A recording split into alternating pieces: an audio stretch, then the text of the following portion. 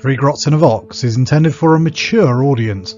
This means there will be crude language and discussions of adult themes, especially if we're talking about Tactical Marines or Gabriel Seth. Viewer discretion is not only advised but encouraged. All opinions are our own and often given for humorous purposes. Any advice is given largely for entertainment purposes and should probably be ignored. But if you do learn something useful, count it as a win. Hello and welcome to another episode of Three Grots in a Vox. Today's another talky episode because the last one did so badly. Too badly. He did. But anyway, doesn't matter.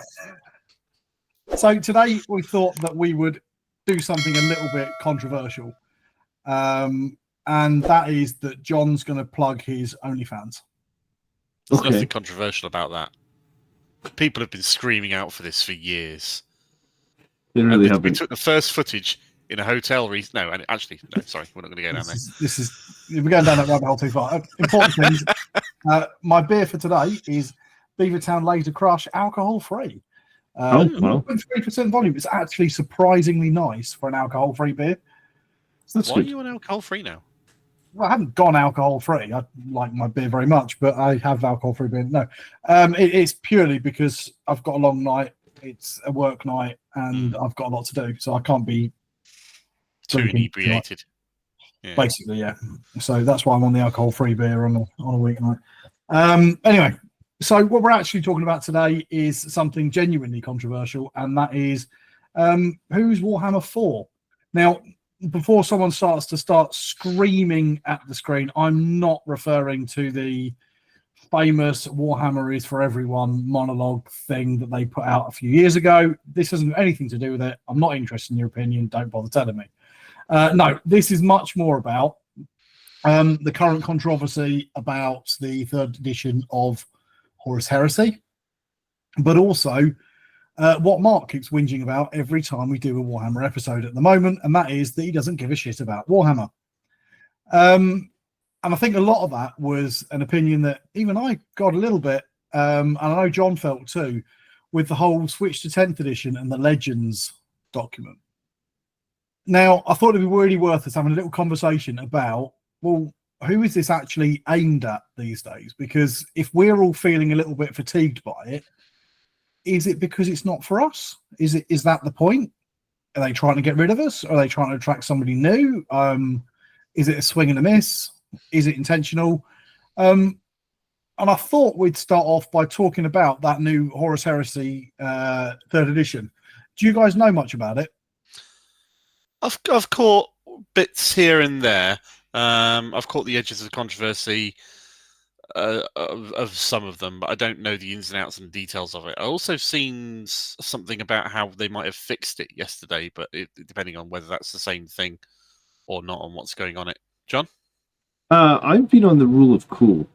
So I like the new models. I think they look cool. But my problem is because none of them have crossover into 40k, I guess I have kept my distance. I liked when all the 30k models could be bought and played with in 40k. So in some ways, that relates exactly to what Tony just said, right? Yeah. Did you buy the second edition Horus Heresy box, either of you? No, so but I did buy the rule book separately, and I flicked through it and meant to read it in detail so we could do an episode on it, and then it sat on my shelf for the last 3 years. Yeah. So I did, and I will come back to that. But okay. So, bit of a summary then. Horus Heresy third edition has dropped. Now, for people who don't know a lot about Horus Heresy, quick summary is it's a game that has traditionally been aimed at a slightly older demographic, players that are maybe a little bit more invested in the hobby. First edition Horus Heresy had a bit of a soft launch with the old black books back in about 2012. The black books were very expensive. They were £100 a book, and you needed multiple of them. The models were largely Forge World, which meant they were very expensive, but they were very detailed, expert kits for expert modelers, and it generally attracted people with a bit more disposable income, a bit older crowd, people who are a bit more invested in the hobby.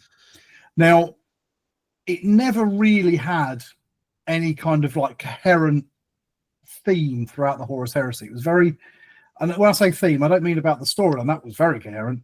But Yeah. like how It was units the were most being coherent released. storyline Warhammer's done, Yeah. basically, because you know where it starts and where it ends. Yeah, absolutely. So it was very much here's cool stuff. The army's getting it.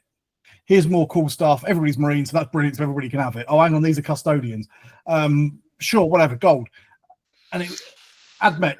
We haven't got any AdMech. Here's a thingy. It's a weird. It's got spiderly bits. What are we going to call it? It's dark AdMech. We don't have any other models. Doesn't matter. Get it out. And that was kind of the theme of the first edition of Horus Heresy. It was just like really random. It was brilliant. It was phenomenal, and it's just sheer randomness. You never knew what was coming out next. A new book would come out, and it's like, we're going to drop a whole new faction. Has it got any models? No. But we're going to do it anyway.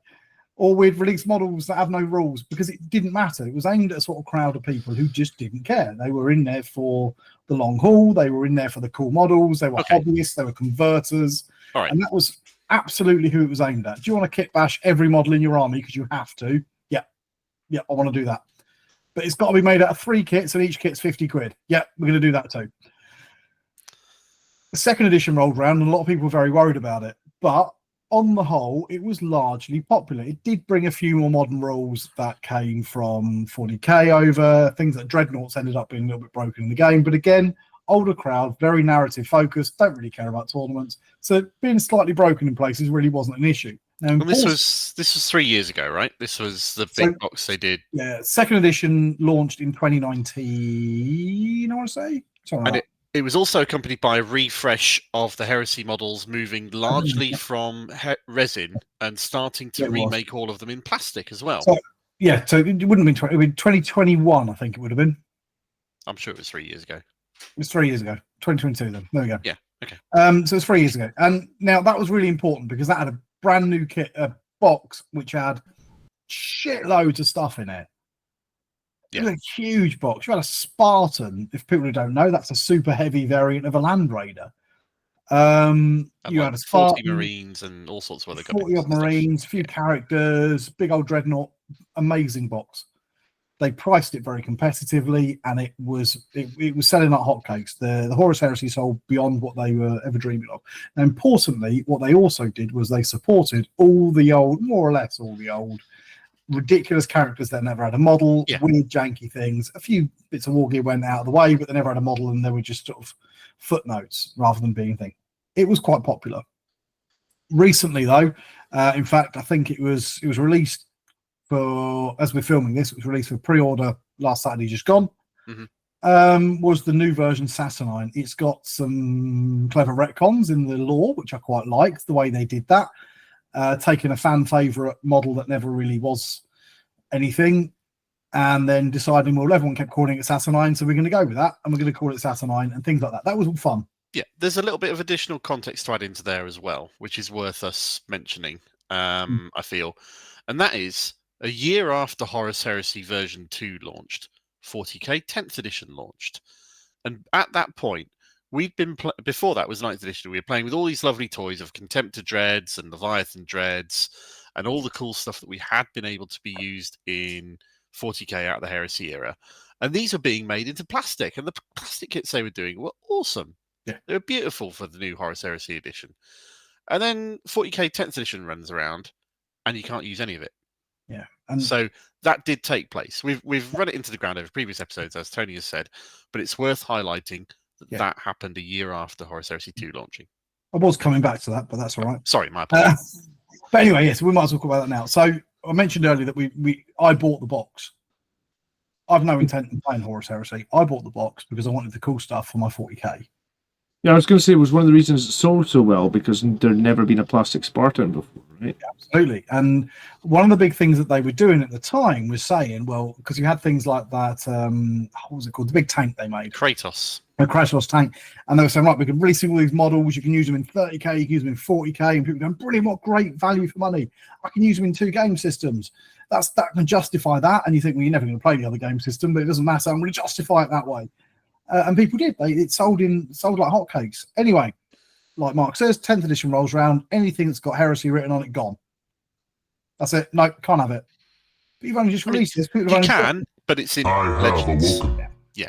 People have just bought their very expensive new stuff, and within a couple of months of it coming out, you can't use it anymore. Well, 12 months, but yeah. Yeah, but that was when the game came out, not when the model kits were coming out. Contemptor Dreadnoughts, Leviathan Dreadnoughts come out. They were a little bit further on. Yeah, that's a fair point. Quite a bit further down the line. Anyway, so back to Heresy for a second. A 3rd edition has just come out. Clever retcons, cool new models. I like them. They're goofy, but I like goofy. Yeah, they look great. And it's come with this big swath of legendsing units. Apart from just big piles of war gear and things like that, you've got there's so much stuff. Land Raider Achilles is gone. The assault rams are gone. All the characters on bikes again are all gone once again.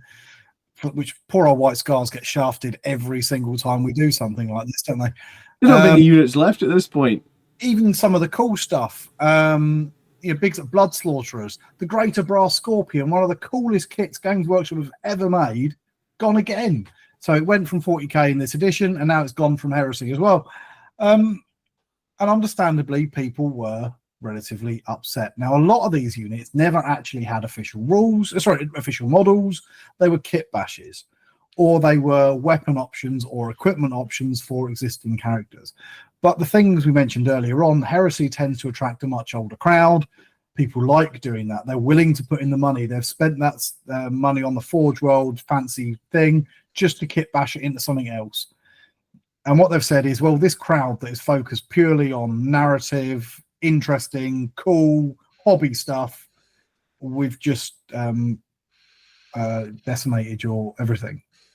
We've going back to when 10th edition was releasing, just going to rub it in there again. I did say that was going to happen. I said we were going to Starcraft it, and they did, because it's the only way to make a game more competitive. And it feels like that's what they've done here. Let's make the game more competitive, and let's cut the number of random janky bits down by quite a bit.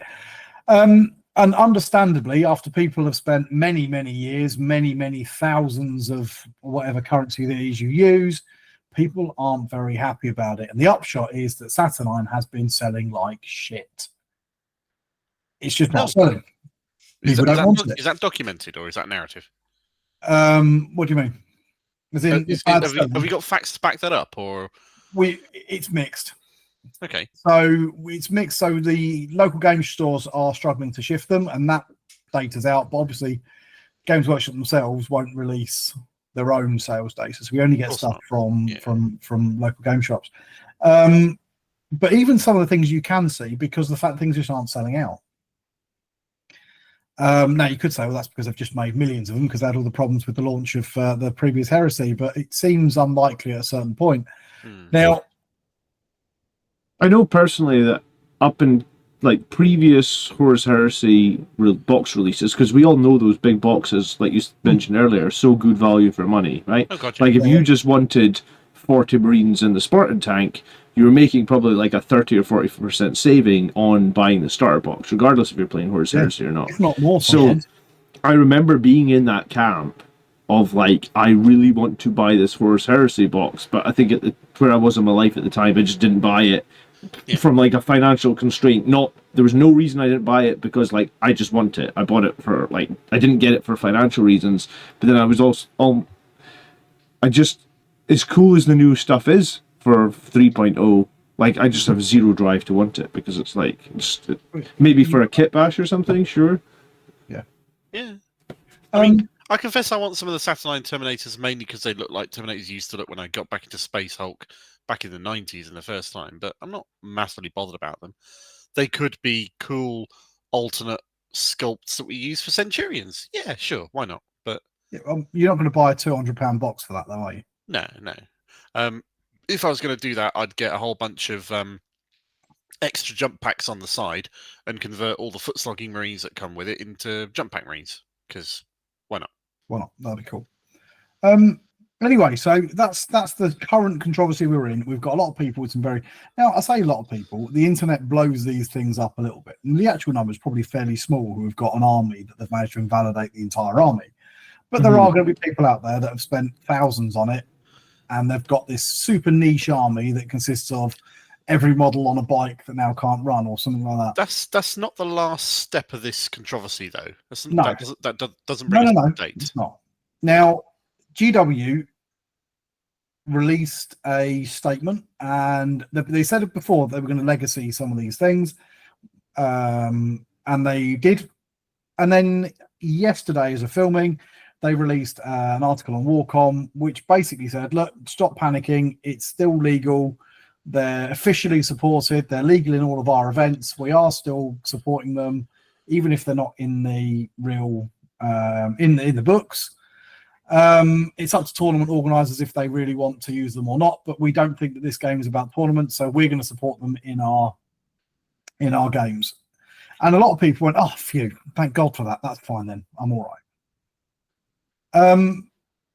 Now, I'm just remembering a time back in 9th edition when they said exactly the same thing about 40k. Yep.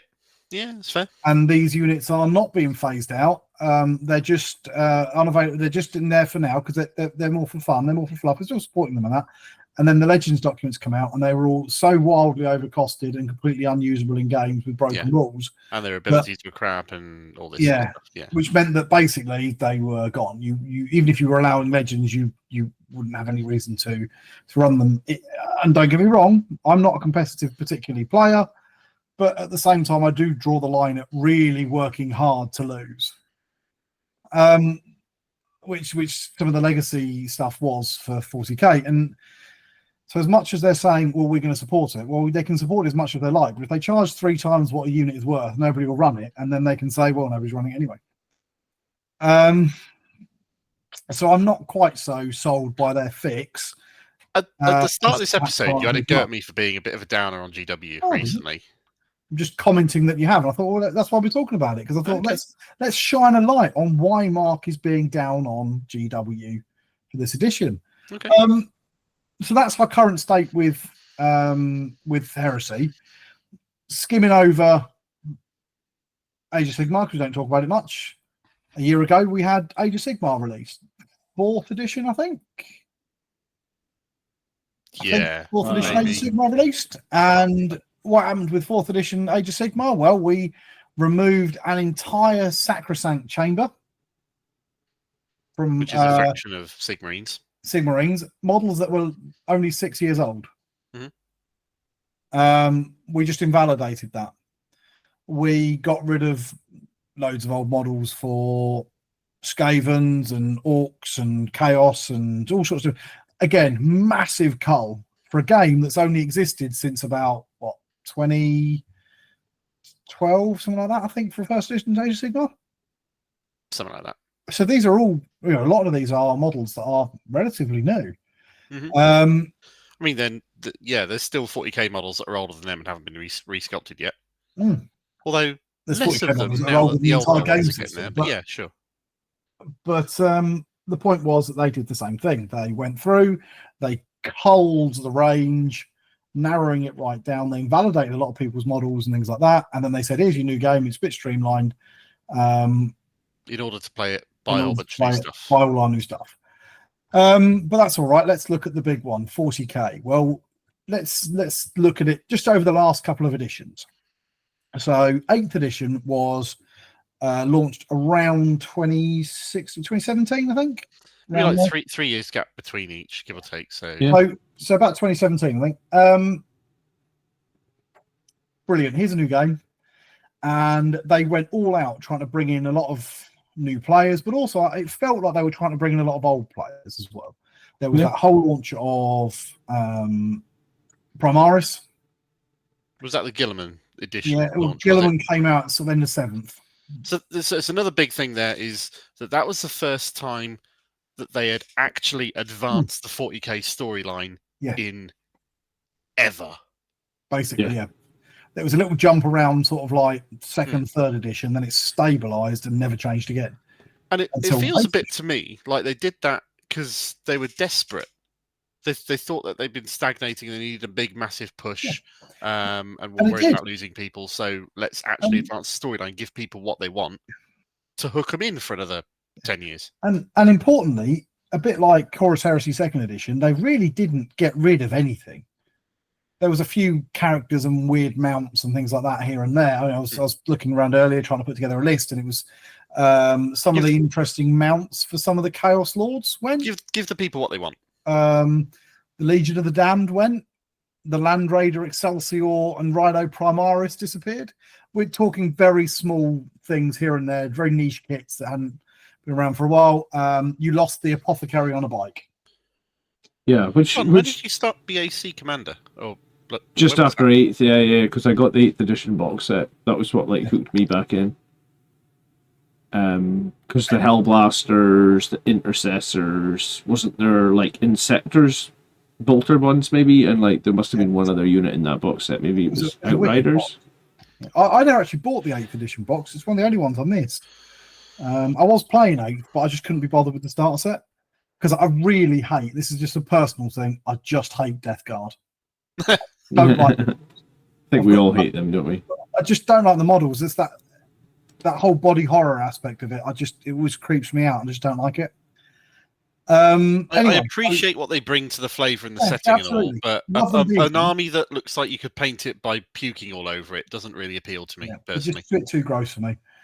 And that puts me off the box. There's nothing else. I love it. Apologies to people who actually put real art and work into their beautiful work. There's some gorgeous pieces. The Richard Gray Mortarion he did with all the freehand.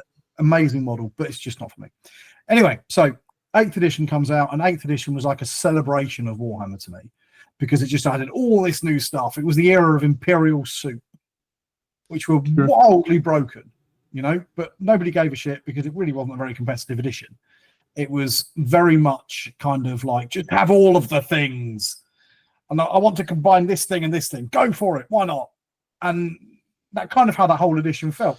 It was certainly a lot more competitive than very early editions of Warhammer that weren't very competitive, and that was carrying on a trend that probably started in about 6th edition of getting more competitively bent with each edition. But it was a bit of a celebration. Then suddenly 9th edition comes out, and we're all excited. Another great launch box with the Necrons and the Space Marines, some really cool models. One of the criticisms of 8th edition Primaris was they lost a bit of flavour. So 9th edition went the exact opposite way, and you had tabards for days. Oh, all the trim. All the Blade Guard and all the stupidly detailed. Cool. The Outriders, all of them riding Akira bikes, they were cool. But what we also got suddenly was a little bit of a purge.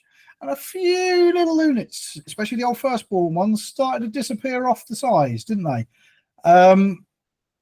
And we think, oh, hello, what's going on here?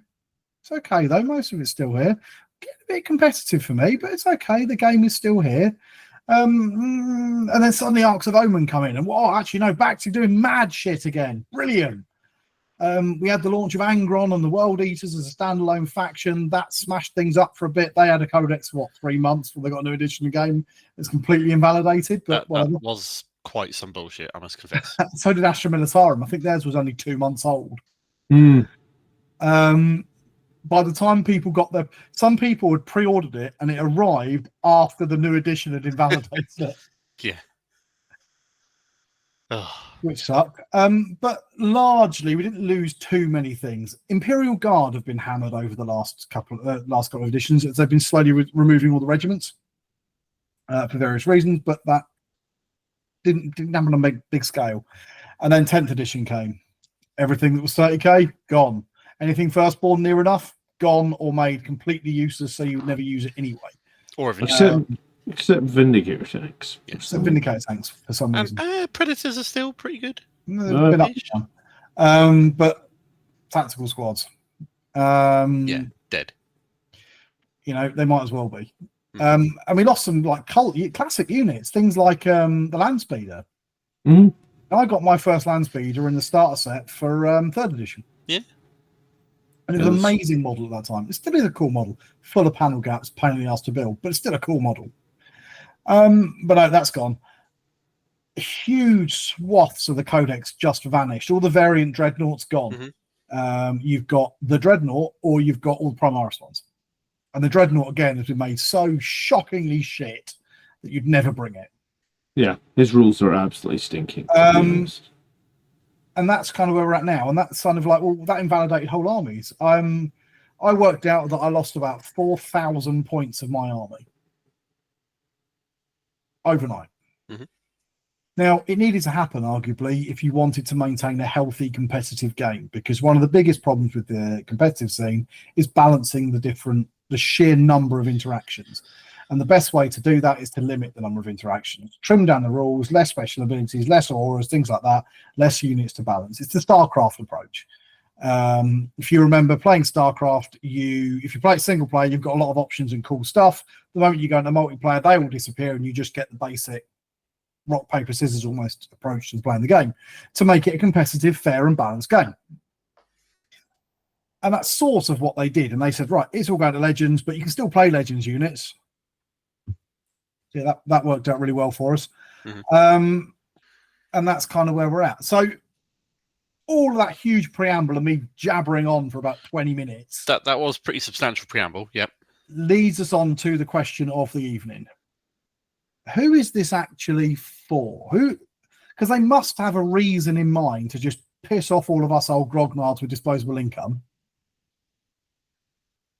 John? Yeah, it's a really tricky question, right? Because my spending has completely dried up. And the reason it has dried up is because, like, if we go back to 9th edition, I would buy stuff like Vanguard veteran kits, even though I didn't necessarily need any more Vanguard veterans. Why? Because I got Thunderhammers in the box, because I got jump packs in the box, because I got Storm Shields in the box. I'd buy Death Company. I'd buy Sanguinary Guard. Why? Because they've got cool shoulder pads, trims, jump packs that have like Blood Angels heraldry on them, all these cool things. And like, I would buy these boxes on repeat, like every 3 months, right? Just get another box of Death Company because those bits will always be useful. They'll let me customize. I think the Blood Angels Tactical Squad is a great example. Like, people absolutely love that Blood Angels Tactical Squad, and people would buy it just to customize other models. And they've taken things like that, wouldn't you? They've taken all of that away almost to a point where, like, right now, as far as I'm aware, almost a year now, there has been no Death Company box for sale on GW.com or GamesWorkshop.com. And for me personally, I just don't buy stuff anymore. I want to give my units flavor. I can't give them flavor. And it wasn't even about needing those models, right? Like, I haven't needed Death Company or Sanguinary Guard models for years because I'm not someone that fields 30 Sanguinary Guard. I field 10. Well, I've had 10 for like fucking 5 years, but I was still buying them every 6 months, every year or something, because it let me do cool things with other kits. And now I pretty much buy the launch box because it's good value, and then I just tide over because there's nothing really going on, right? And it's like, yeah, it's a really like, so you're right. People like me that have some disposable income, like, they're not getting it because there's nothing I want. I bought every codex of 9th edition. Yeah, I bought more codexes in 9th edition as well than I have in 10th. We used them for episodes. We talked about them. We had some brilliant episodes. We had a lot of fun with them. Yeah. I thought the lore was cool. I thought the armies were cool. And I was thinking, no, this is just. I'm really loving my Warhammer at the moment. Yeah. In 10th edition, I bought the Blood Angels Codex, the Space Marine Codex, the World Eaters Codex. That's it. I think I bought 3 in 10th as well. Yeah, I mean, it's a very strange one. You're right. It makes me very confused because there must be a demographic, like, unless it's like tournament players that are willing to spend, let's just say like Death Guard recently got a codex. Death Guard have a codex right now. They are top of the meta. Well, Knights are up there as well. So tournament players go and buy a bunch of Death Guard and they go and buy a bunch of Knights.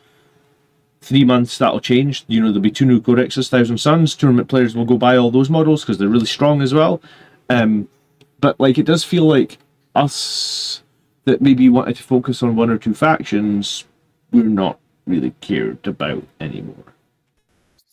Right? Yeah, but yeah, in my mind, we're the sort of people though that spend money. I spent serious money on 9th edition, and then in 10th edition, the only models I've bought are ones that have come in bigger box. So I got the models in the 40k starter set.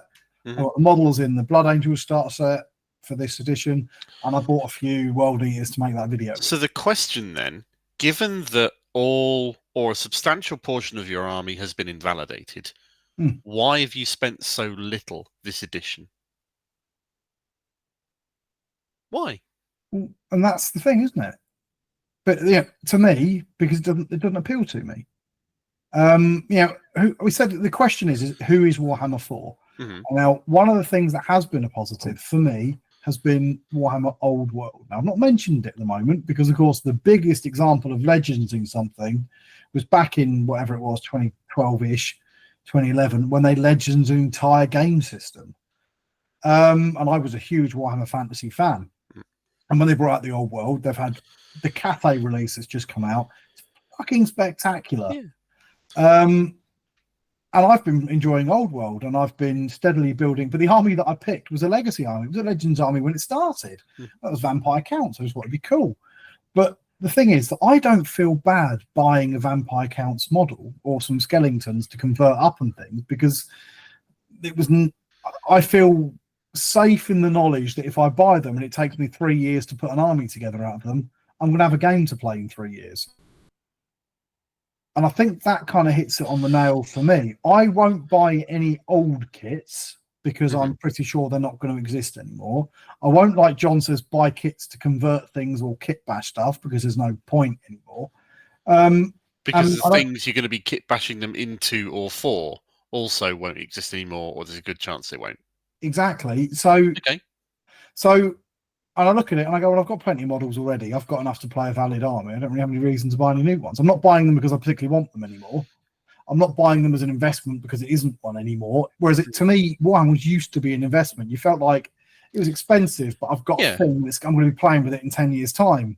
And people were really, really proud, frequently, to post pictures of their huge collection of painted models and painted army up to, I've got 8,000 painted points of blah army, and I've got 2 full battle companies of this. Look at my display. I can field them in a game. Isn't that awesome? And Forge World was the absolute pinnacle of that. Now, I don't know about you guys, but I remember when Forge World was this mythical thing growing up. Oh, that Forge World unit. Whoa, I've not seen one of that. Like, the Bane Blade when it came out, and it was just mind-blowing. And now all of a sudden that thousands of pounds worth of Forge World that I've got sitting in my display cabinets, I can't use anymore. Yeah, that dried up for me as well. I was, like in the last few editions, I got like the super heavy falchion tank, I got the siege drill, I got a Redemptor dreadnought, I got 2 Contemptor dreadnoughts. Like I was building up a fair set of Forge World stuff.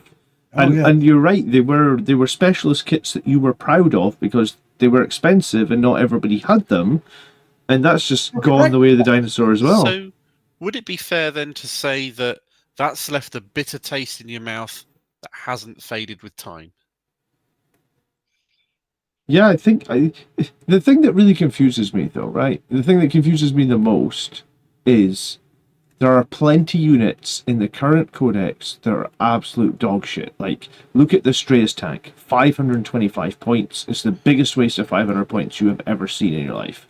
So it's like they could have just kept everything and just given it average rules, right? Because I think when I took a siege drill to a tournament, I wasn't looking at the data sheet going, oh my god, the siege drill, this is going to destroy everything. I was going, this is quirky and fun.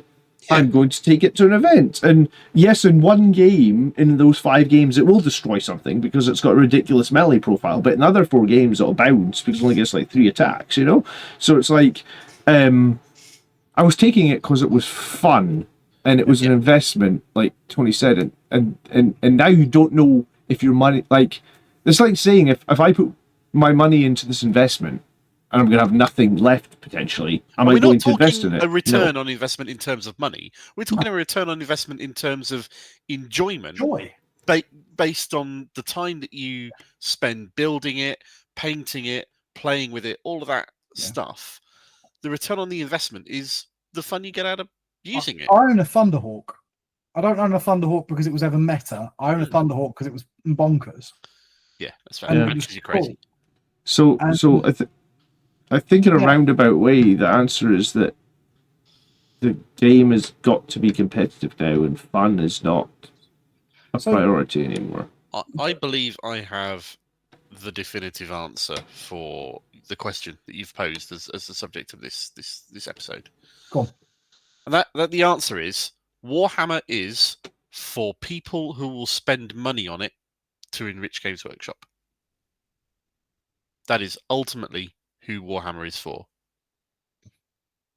So, here's exactly why Workshop have squatted all the things that they've done, and Legends all the things that they've done. In their investor reports over the years, there's been a whole load of investors and board of directors people saying, we love the way video games people can make things obsolete and produce downloadable content to make people keep buying new stuff over and over again to stay competitive in the games that they play. Mm-hmm. And the reason why Workshop got rid of Warhammer Fantasy original version is because people who were playing it had got all the models that they wanted and they weren't buying many new ones. Yeah. So the only way they could get money out of their fantasy players, that they thought at the time, is to drop the game completely and create a new fantasy game. That's where Age of Sigmar came from. That is the sole reason why they did it. It's all about money. It always is about money. Well, of course They're a publicly shareholded and traded company, so Yeah. it's got to be about the money. And the moment that investment companies start to get private investment companies or private equity, whatever they are, start getting involved in things, you know that company's gone off the deep end and it's going to start producing shit for as much money as possible. But publicly traded companies with shareholders do not want regular profitability. They want growth. They want more profitability this year than last year all the time. Yeah. And anything that doesn't contribute towards that, the company that they're investing in is doing badly. So GW says, how can we get more money out of our customers? Let's invalidate some portion of their collection so that they can't play it in tournaments anymore or whatever, and they feel compelled to buy new stuff. Yeah. It's that simple. But it's having the absolute opposite effect on a bunch of us. So is it? So on a bunch of us, yeah, sure. But Workshop have made record profits every year for the last 5 years, to the point where they're giving substantial bonuses to their employees every single year. So the bottom line is part of that was COVID. Yes, absolutely. A good 2 or 3 years of that is COVID and the lockdown and people being locked in and having to buy new stuff to amuse themselves. So the excuse that acronym, but like the win at all cost players, the players that want to go to an event, copy a list from the internet, win at all costs regardless of what army they're playing or whatnot, they are buying enough models and subsidize all of us old people completely stop spending. Like Mark said, almost a ratio of like 2 to 1, 3 to 1, 4 to 1 or something bonkers, right? There's a video I watched a while ago. I can't remember. I can't remember what the name of the channel was that did it, but they interviewed someone who used to work for Games Workshop. And he did so in part of their sort of commercial arm or strategy arm or buying arm or whatever it was. And he made or showed off a term that they used called the hobby trumpet at Games Workshop. And that is, if you imagine GW customers as a trumpet, where it starts wide at this end and then gets narrower and narrower and narrower and narrower. And at the wide end, you've got people who want to buy lots of things because they're new and they're just starting, and they will buy all the workshop stuff because they don't really know any better. And then as you get more experience through the hobby, you get further and further away to the narrow end of the hobby trumpet, where you buy less and less and less because you know what you're doing. You've already got some models, you've got some paints, you start looking at 3D printing, maybe you're buying some secondhand stuff. You're spending less with Workshop than you were when you first got into the hobby.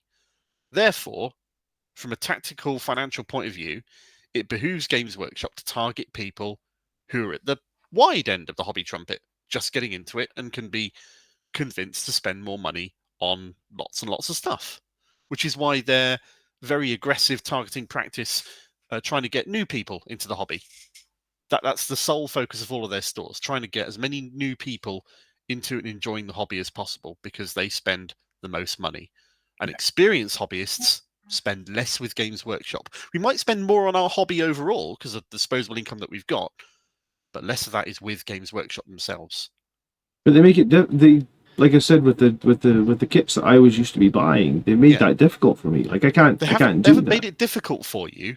They've just decided that you're less financially beneficial to them.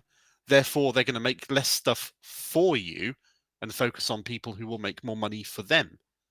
And that I think is the big question that this is actually asking, because I've been spending a bit of time thinking about this, and one of the things that I thought about with the legends was occurred to me the other day when I was doing some stuff with them 3D printers. So part of my job is I do some CAD design stuff with the kids, and I teach people how to. And we were printing parts, and I was thinking, well, hang on.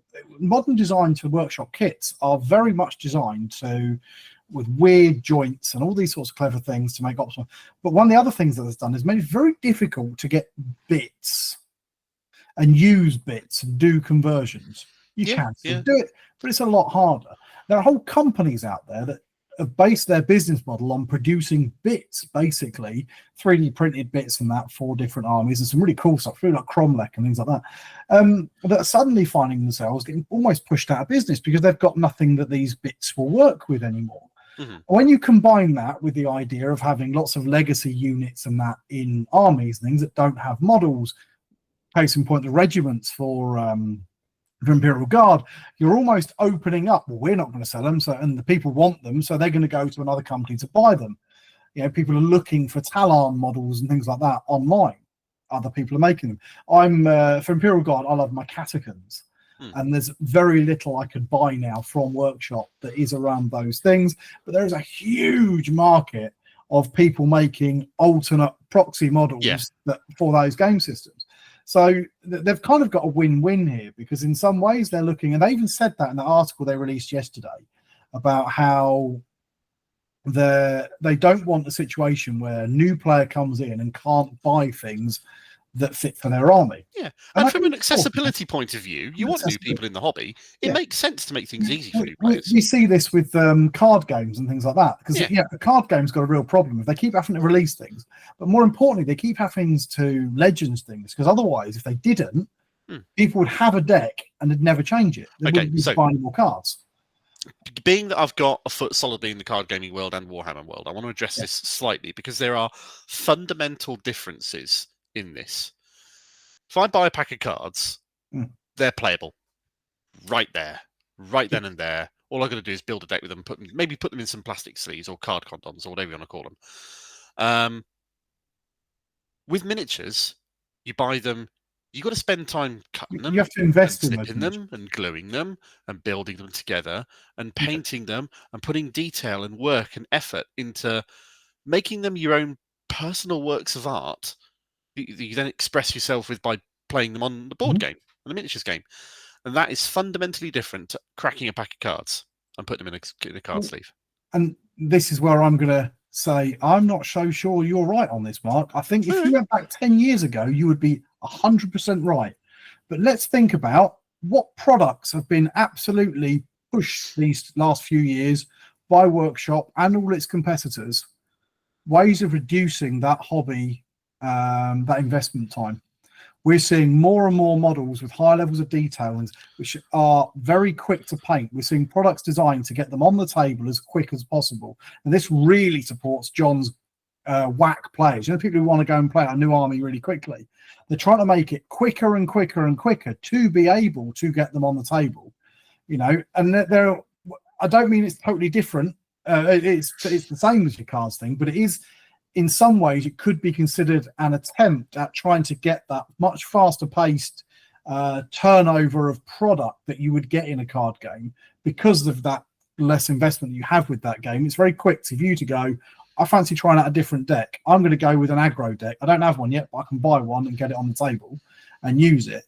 They're never going to get to that same level unless they start doing pre-painted miniatures, but they're trying to get it so you can get your miniatures on the table as fast as possible, with things like contrast and stuff like that. So I do think that they're not there yet, but it does almost feel like they're trying to take some lessons from that world into how they're promoting their products and into how they're trying to build their market things. But I think the whole thing does come back down to your hobby trumpet, Mark. I really do.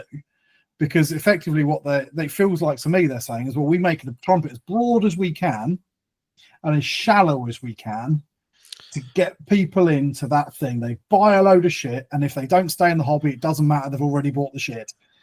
Because I've quoted it, and we'll do it credit, I will dig out the link to the video of the content creator who It did the was interview. painting Remember? phase.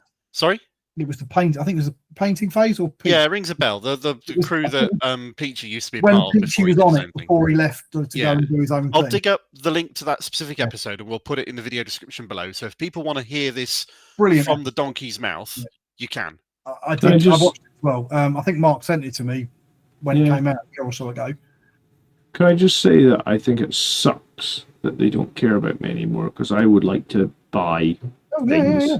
I would like to keep customizing things. One of the things that I've done most recently is a conversion, and that's literally my passion in the hobby. Like, I'm not a great painter, Dude, but I sure as fuck can putting convert Primaris things. helmets on your Terminators is wrong, and you should stop.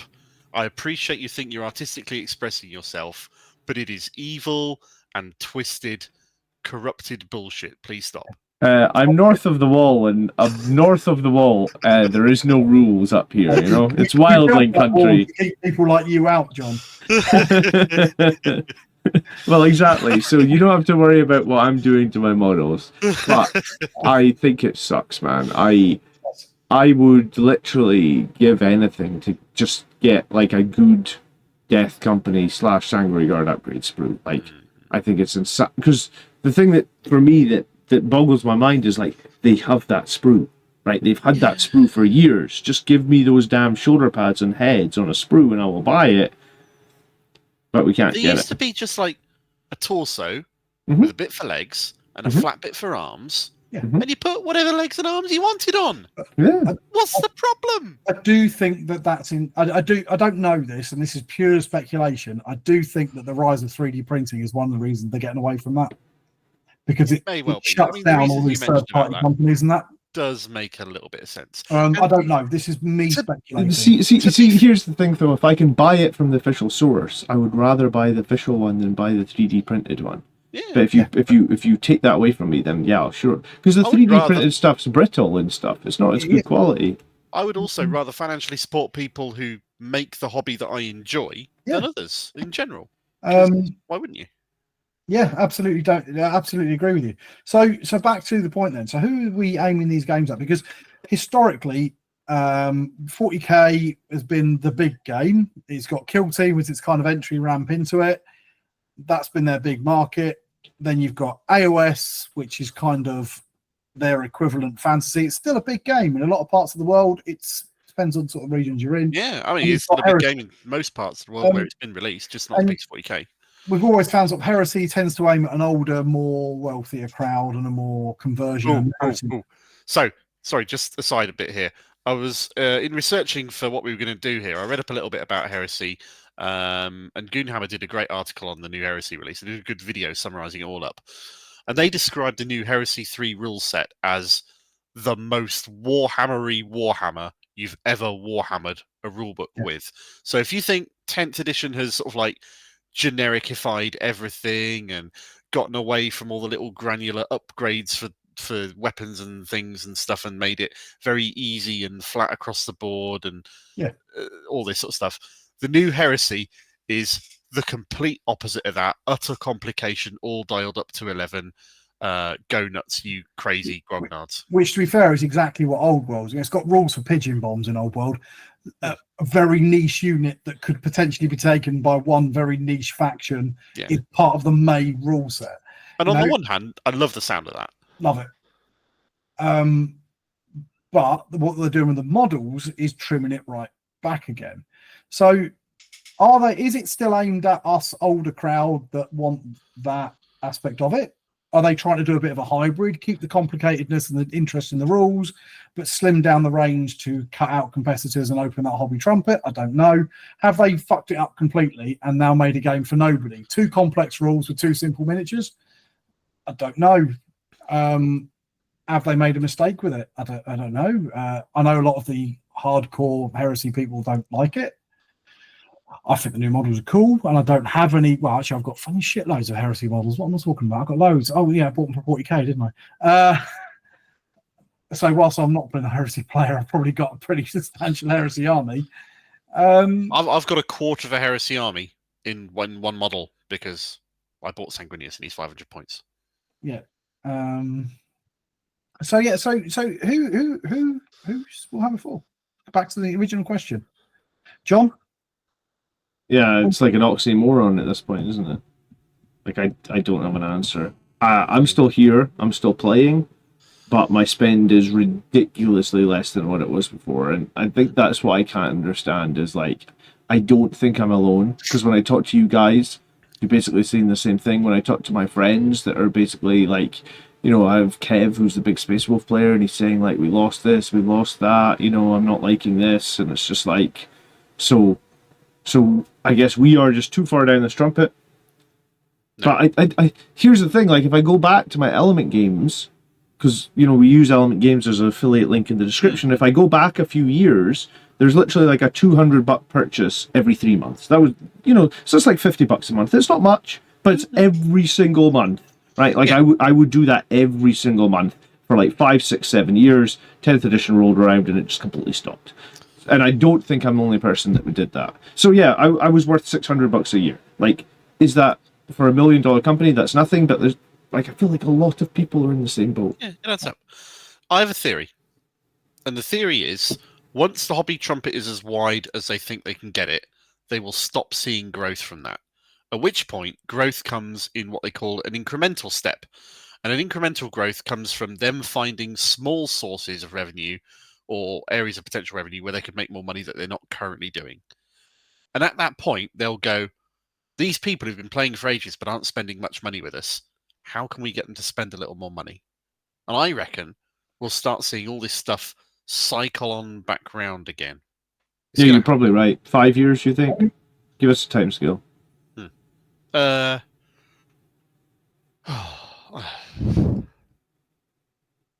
If not the next edition, then the one after. Yeah. Probably. So that's 1 to 4 years. Quite possibly. Yeah. So hang in there. You got to the point where you've alienated enough people where you can do another thing that Tony said happened with 8th edition, where you can advance the meta plot and do a big, we're catering to all these people again. We'd like to bring you all back in and have this big enthusiastic blowout and stuff, and it'll happen, and there'll be a whole load of enthusiasm for it, and we'll be sucked back in again until the cycle repeats itself. Yeah. Yeah. We still haven't answered the damn question, though. Who's it? Of course not. It's because it's an unanswerable question. No, it's a lie. The answer is Warhammer is for people who want to spend money with Games Workshop. Warhammer is for everybody who's got money they want to spend. Yeah. Functionally. Or it's for us who don't want to spend money but are still here with our stubborn claws and our old armies. I do think that in some aspects I do feel that they are trying to just almost move us along a little bit. They're sort of shoving us towards heresy, but they've done, and let's be positive for a little while, because there has been some positives. Old World, fucking brilliant game. Yeah. That new Cathay release, I don't know if you two have seen it, but are some of the most beautiful models I've seen in so many years. I've seen a picture of that balloon, and it is fucking ridiculous. I love it. It's great. Of stunning. They released a series of articles. And if you've got time and you watch and you're interested in this, have a look on Warcom because of the about the run up to the release of Cathay and the effort they put in with cultural sensitivity experts and things like that to say no. They didn't just go Asian, where they just sort of conflagate Korean, Chinese, Japanese culture into some vomit-worthy thing that offends everybody. No. They're like, no, we're going to base this on Chinese culture, but we're going to take bits of it. So things like dragon horses and things like that. And we're going to actually, historically, in real Chinese culture, it's just a horse that flies. No, we're going to make a dragon horse and build on its name. And they put so much work into that faction that they've created something truly unique in the wargaming space. Interesting rules, fun, the whole works. Brilliant thing. And to bring it back down again, if you're lucky, you'll get 3 years of playable life out of it. I don't know if you will or not. That's not the model that's been played so far with Old World. That's not how they've done it. They released all their legacy factions up front. Said, we're never supporting these. Here's all the rules for them. If you want to try and make them, and if you've got old models that you want to try. That is a skeptical point of view on my part. I'll give you that. They balanced them all in relatively well from the start. The game is unbalanced in the whole because it's never really designed for tournament play.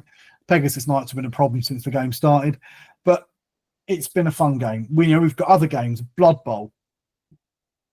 Have you got any criticism at all about Blood Bowl at the moment, Mark? There's not a lot of it. There's not enough of it, which is a pretty good criticism to have in some ways. Every time they release something, which is 2 or 3 times a year, Yeah, brilliant, wicked models, great rules, yeah. fun updates. The what was it? The halfling team they did last with the war geese and the war gnome. foxes and gnomes. Sorry, yeah. And before that, there were Vikings with the beer pigs and all sorts of other crazy crap. It was great. Yeah. Necromunda. You seen those new Enforcer models? Yeah. Oh, they're cool. Great rule set. Ridiculously badly written with the worst index. I mean, no indexing whatsoever, but it's still a fun game and they keep supporting and they're having fun. And I do feel that who is Warhammer 4? They really want to push us old guard, as it were, onto their slightly more specialist games, onto those slightly more niche games. I do think that we're being pushed out of games like 40k. I was on one of those specialist games and then they cancelled it, motherfuckers. Aeronautica was so good. Yeah, I did enjoy playing that actually. I played that with you and I played that with James Gibb as well. Yeah. But anyway, so I do feel that we're sort of being shoved out of the way a little bit. Horus Heresy is a bit of an awkward one. I think with the models, they are doing what we've been talking about and trying to sort of narrow them down for various different reasons. But on the other hand, with the rule set, they definitely seem to be trying to cater to me, basically. And I just think that that's kind of their decision. They've almost gone where we've got Kill Team, maybe Underworlds at one end. Underworlds in particular is the most competitive game that Workshop make. Without a shadow of a doubt. It's very balanced, very, very neat and thing to play. You've got these kind of entry for your kids almost, and your young teens in a kill team, things like that, because a kill team is any kind of basic box of troops, effectively. That leads into kind of your 40k, which is gamed at your competitive crowd that are going to be changing things out like card decks. Maybe because 40k has been the largest game that they've done.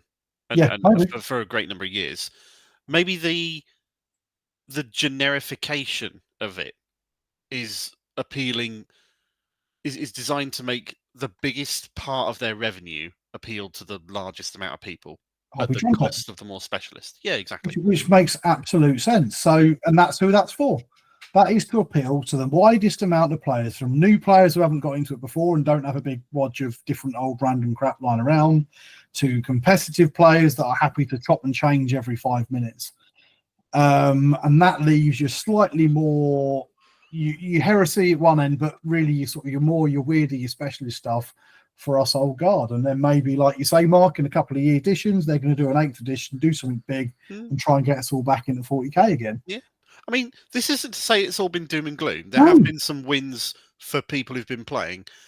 It took a good year and a half, but GW did release a proper 10th edition supplement for boarding actions, which is a really fun way to play 40k. Yeah. And it's great. I'm really glad they did it. I did like boarding actions. I need to play it more. It is a lot of fun. Yeah. So I think the reason why I got back into 40k after having got out of it for going to uni and therefore having no money, I had been playing World of Warcraft solidly for a good 7 or 8 years at that point, and I figured I'm loving it. I'm playing WoW with my guild. I'm having great fun. I'm enjoying it. I'm having loads of experiences.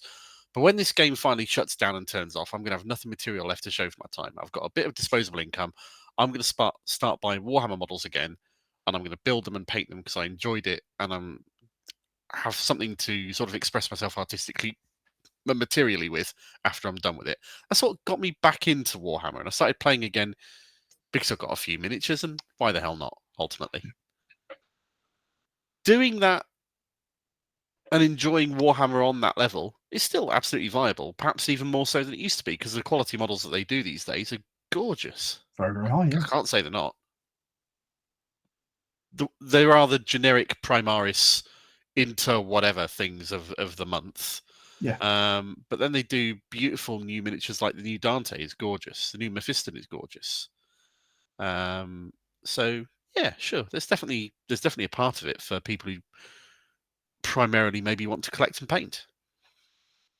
Okay. So yeah, Warhammer is for everyone.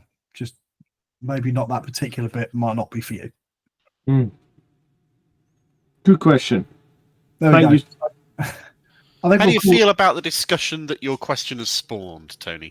I think it was good. I do, but then I would be, because it was biased, it was my idea. Can I just say that I think the episode we did a few weeks ago that nobody watched, the quite interesting one, was really, really fun. So I'm going to link it at the end of this video somewhere. You should, yeah. And if you haven't watched that one, please watch it because it was really fun. And even though I lost, it was really fun. So what we're talking about is a little mini quiz show that Tony conceived of and ran. And yeah, it was a laugh. It was fun. The rules were completely arbitrary. I was going to say, you made a great Stephen Fry for the evening. Anyway, yeah, so if you do like this sort of content, we're trying to do more of these sort of more discussion-y videos for people that they can listen to more as a podcast, which ironically is the name of the show. Then please let us know. If you don't like this sort of stuff and you want us to stick to the PowerPoint, then please let us know that as well. Like it if you liked it, dislike it if you don't like it, subscribe if you can remember what the button does. Chuck us a couple of quid on Patreon if you've got any to spare. Yeah. And we'll catch you on the next one. Thanks so much for watching, guys. Have a good one. Good night.